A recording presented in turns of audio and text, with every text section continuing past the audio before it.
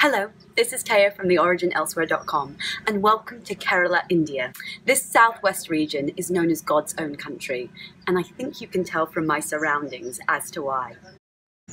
It's made up of sandy beaches, lush vegetation, and waterways known as the backwaters. And if you come to Kerala, you must get on the water. There are plenty of routes that you can do, the most popular being the 8-hour journey from Kollam to Alappuzha, also known as Aleppi. Or you can just do a short canoe ride, or you can do what I'm doing, which is a 3-day houseboat experience, which is truly magical. So I'm now in a dry dock, as you can see here. This is where the traditional houseboats, the ketavalam, are actually made. And it's really interesting to see up here. It's wood, it's solid. And then they've got rope, they've got string that brings all the wood pieces together. And then on top of that, they've gone into the 21st century and we've got fiberglass here that goes over the wood. So this is one that's actually being built right now. And then over on this side, we've got one that's actually being repaired. As you can see, it looks really beautiful on the bottom.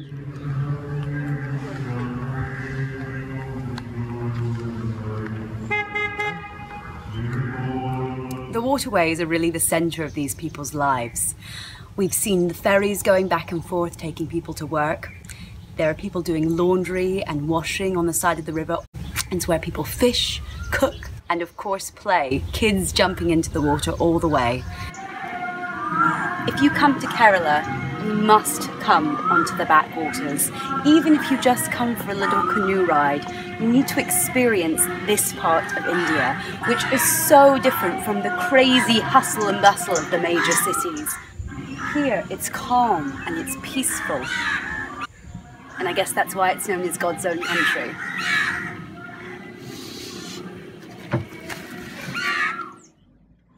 It's my last morning on the backwaters, and my captain has just given me a truly special experience. He's given me a bindi, which you can see here on my forehead, which is usually given during a Hindu temple ceremony. And it represents the third eye, and should make me aware of my surroundings. And I have to say, the backwaters themselves have done just that. I feel at peace, I feel calm, and incredibly centered. This is wonderful Swapna, and she is teaching me how to tie a sari, or I should say wear one. And doesn't she look beautiful in her own sari? Okay, let's see how this goes.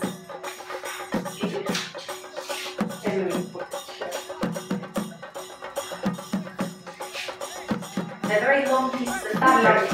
I couldn't do it on my own. Do you do yours on your own? Yes. I know. It's magic. And then that bit comes up here. So you're making like little pleats. Like pleats. Sorted.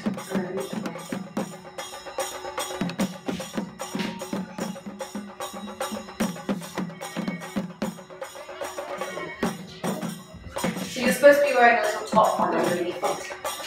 I've been a bit naughty because I'm missing sleeves. Can't do one without a safety fit, but that was my problem. I tried it at home to do it myself, my favourite. You do pleats there as well? Oh my goodness!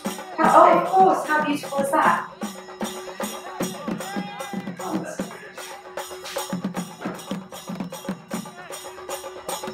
Okay. Ta-da! My first sari.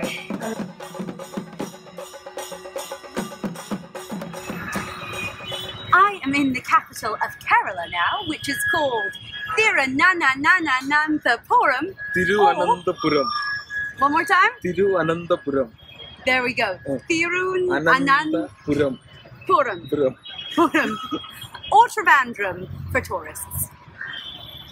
So these are flowers that you give to the gods at the temple, which I cannot pronounce the name of yet.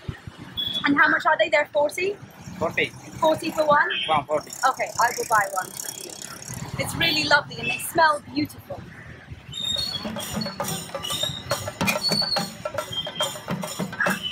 Thank you. I'm standing outside of the main temple in Thiruvananthapuram, and it's the only temple in the entire state to have a 7-story tower known as a gopura. It's a very beautiful temple, but as a non-Hindu, I'm not allowed inside. However, you are allowed to come and have a look at the outside, but no pictures. Up next, the Government Arts and Crafts Museum, also known as the Napier Museum. There is a beautiful garden here that I've just had a little look at, and there's also a zoo, which I probably won't be going to. So behind me is the Arts and Crafts Museum, which is a stunning piece of 19th century architecture, which I think blends the British and the Indian influence really well. Now inside the museum itself, it's got bronzes, artifacts and carvings, all from the former kingdom of Travancore. But what's been really special about my visit here is that inside and all around the gardens, there are artists taking classes, which I think is really wonderful. Welcome to Ponmudi Hilltop Station, which is around 40 miles northeast of Trivandrum. It will take you a couple of hours to get here, but the drive is beautiful through the rainforest, past tea plantations, and now I'm on top of the mountains, which is really amazing.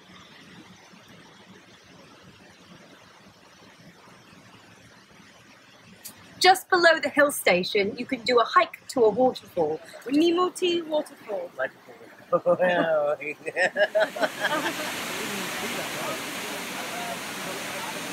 Now I'm here during the dry season, so I could paddle in the water, which has been really nice. I wish I brought my swimsuit with me, but I know during monsoon season you are not allowed to go into the water because there is too much of it.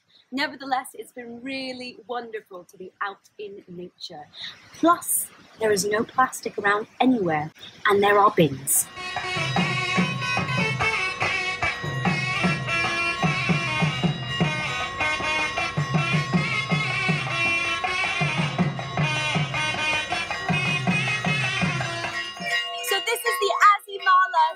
Temple, which is really near where I'm staying. Now, I thought there was going to be a festival, like a Hindu festival on, because all of these lights, but actually this is a 10-day festival just to celebrate the opening of this temple. It happens annually. What fun.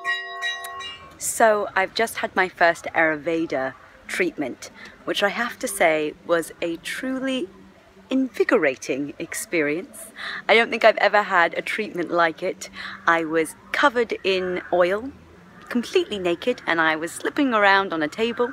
I feel very free, maybe would be the word I would use to describe it. Ayurveda treatment is very, very popular in Kerala. Many people flock here from all over India, as well as the world, to come and have treatment. Now they say the Ayurveda treatment can heal any ailment by using oils, herbs, natural medicines, and special diet. And of course, massage. Let's talk about beaches, which there are beautiful beaches all the way up and down Kerala's coastline.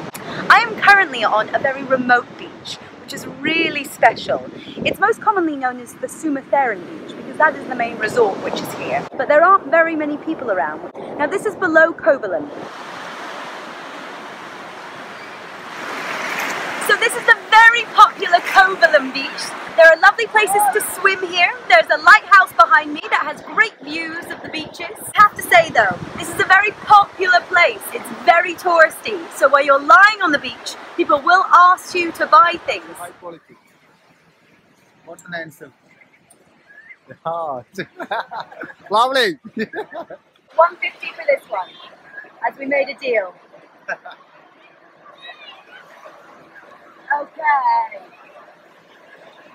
I bargained that down earlier. Thanks. But hey ho, who doesn't want to go home with a suitcase full of sarongs and saris? My time in Kerala has come to an end, and I've had a wonderful trip.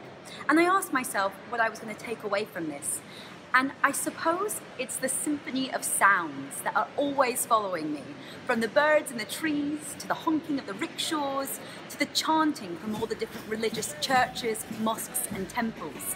It's been a really magical experience. And I'm going to leave you with one last Taya's tip. And happy traveling, guys. Taya's tip for India?